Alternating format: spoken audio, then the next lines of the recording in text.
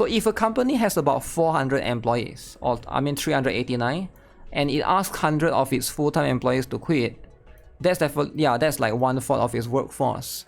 It's not looking good for this gacha company, man. It's not looking good. Getting fired for watching my stream at work. Wait, what? Is it true? You got fired for watching my stream at work? Alright, that's what it is. Wait, who? Michael Wave, is it? Who was the one that got fired? Okay, anyways. Well, this is a little bit unfortunate, man. Japanese mobile game developer KLab, known for Bleach Brave Souls and Captain Tsubasa Dream Team, announced on May 15 that it will be asking around 100 employees to accept voluntary redundancy to urgently increase cash flow and improve its cost structure. The company has been running at a loss for the past 3 fiscal years. That's not looking good. That's not looking good. Bleach Brave Souls. Okay, so first of all, Bleach Brave Souls is one of the longest running IP gacha game as far as I know. I could be wrong, right? It's also on Steam, by the way. Bleach Brave Souls. For anybody that's curious, so you can check the, I believe, the Steam DB numbers. There's going to be multiple different ones.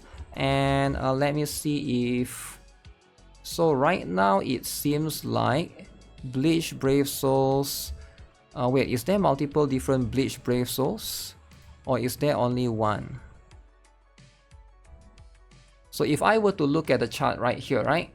So these are the amount of players right now. So every single day on Steam at least, right? So again, this is still a mobile game. It has about 2,000 players. That's a 24-hour peak. So it has 8,000 players. All-time peak is 1.8 years ago. Very, very interesting. So as you can see, Bleach Brave Souls, now this is just Steam number. Like let's say Android has more, right? 2 times the number, 4,000 players. iOS has more as well. And then I believe it's on PlayStation maybe, right? So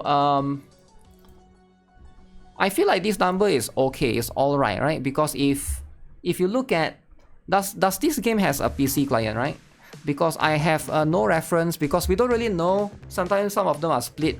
Like for example, Snowbreak I think has less players actually. Snowbreak, look at this. Snowbreak has 700 players on Steam. But Snowbreak at the same time also do have a dedicated PC client. So it's not an accurate representation, right? So it's going to be hard to gauge the total number of players as well. But it's a bit upsetting that they're not doing too well, right, as a whole, as you can see right there.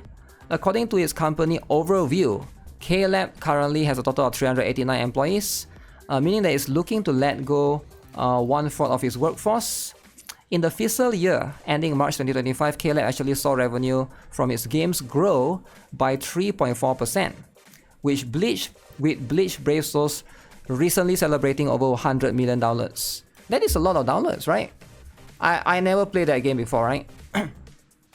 But I'm sure like some of you guys here probably have played that game before. It's one of the more like famous IP gacha games. Continue to see losses across all profit metrics. A big contributor to this was EA Sports FC Tactical, KLab's collaboration with Electronic Arts, which has been delayed way past its original global release window. Okay, that's pretty interesting.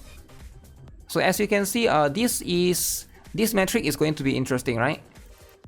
I didn't know they have a collaboration with EA or Electronic Arts rather, right? Is this the gameplay for the game? Wow, this is going to be quite interesting. Couldn't make more IP from Bandai. Before deciding to let go of the employees, KLab attempted to cushion losses by reducing outsourcing costs and cutting executive payrolls. But has now resorted to shifting to a smaller organization of elite players in order to drastically improve cost structure. So what they can also do, right, is they can use AI. Okay, now it's a lot of people are not going to be happy with that decision, but sometimes you gotta do what you gotta do, you know? You gotta do what you gotta do. If you gotta replace some of the artists, it is going to be a little bit unfortunate, right? But At the same time, you gotta ask yourself, would you rather the game shut down? Like, I don't even know what's the solution, right? Because like AI can only help you so much, because if the game is not earning enough money, changing the stuff to AI can definitely cut losses, like for the voice and stuff. Because I would feel like you shouldn't take things away from players, because a lot of gacha players don't like when things are taken away from them, right? For example, if there's a voice in the game, if your next patch suddenly don't have voice, I think it's going to look very, very bad for you. Now instead, you should use AI voice, right? Now again, it is going to be a partial temporary solution until they can garner back some money, but at the same time, now they have to cut 100 jobs. There's no win-win situation right here, right? Like, you either keep these 100 people and you use AI, or now you kick out these 100 people out to become jobless. Both are bad decisions regardless. Somebody has to lose something, right? At the end of the day, this is like, we don't live in a perfect world. There's gotta be sacrifice somewhere. So you either sacrifice these 100 people here, or you use AI. And by reducing the outsourcing costs, but that one also can't, like, both solutions are not perfect either. Employees who step up to accept voluntary redundancy will receive severance packages. Their resignations treated as initiated by the employer.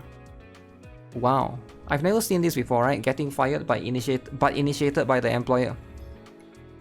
While mass or on-the-spot layoffs are rare in Japan due to strict labor laws, there has been an increasing tendency of companies downsizing through employee buyouts, particularly among mobile game developers. Rather, game not die and players be punished for trying to save itself by using AI. I don't know, right? Because like at the end of the day, some people would prefer that. Some people would prefer the other one. It takes them this long to cut off from the COVID effect wore off. Is it from the COVID effect though?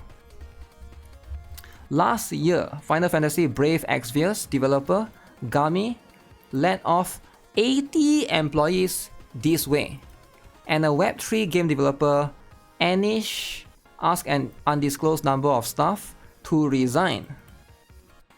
Okay. Yeah, I don't know how strict Japan's labor laws is. It must be really, really strict, right? Because if they have to... where's the thing?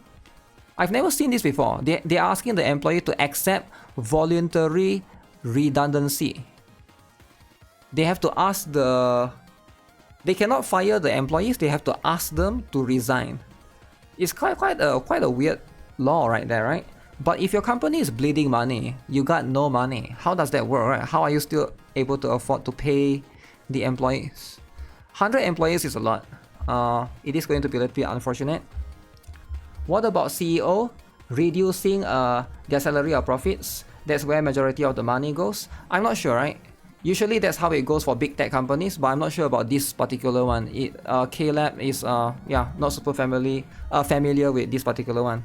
You love layoffs when they happen at work. We all have to pick up the slack and do even more work.